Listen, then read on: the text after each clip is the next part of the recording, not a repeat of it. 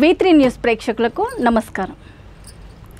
నవరాత్రి పర్వదినాల సందర్భంగా ఈరోజు పంచముఖాలతో దర్శనమిచ్చే గాయత్రీదేవి అవతారము ఎంతో మహిమాన్వితమైనదిగా చెప్పవచ్చు. అమ్మ గురించి తెలుసుకునే ప్రయత్నం చేద్దాం. ఓం భూర్భువస్వః తస్సవితుర్వరేణ్యం భర్గో దేవస్య ధీమహి ధియో యో న ప్రచోదయాత్. నవరాత్రుల్లో అమ్మవారు 3వ రోజు గాయత్రీదేవి రూపంలో మనకు దర్శనమిస్తుంది. గాయత్రీదేవి మనకు సూర్య సంబంధమైన దేవత.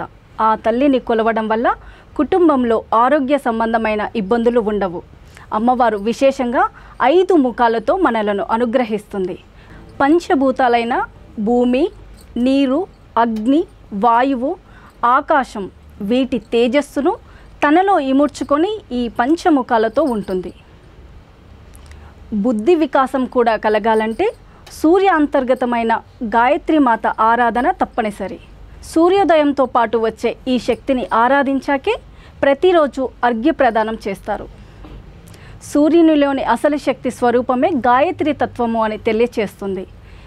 ఆ శక్తి వలనే ఈ ప్రపంచానికి అన్ని రకాల ఆహార వ్యవహారాలు జరుగుతున్నాయి. మనకు ఆహారం ఏర్పడి సూర్యునిలోని శక్తిని మనం పరోక్షంగా స్వీకరిస్తున్నాం అంటే మన శరీరంలోని అన్ని కణాల్లో ఈ అమ్మవారి శక్తి ఉన్నట్లే.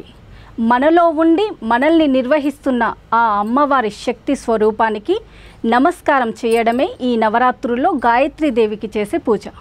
అమ్మవారు నారింజ రంగు వస్త్రాలతో సూర్యునికి ప్రతిరూపంగా దర్శనమిస్తారు. ఈరోజు అమ్మవారికి నైవేద్యము చిత్రాన్నము.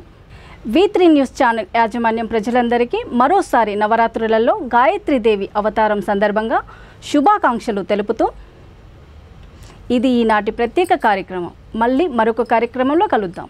చూస్తూనే ఉండండి V3 న్యూస్, లక్ష్యం సమాజహితం.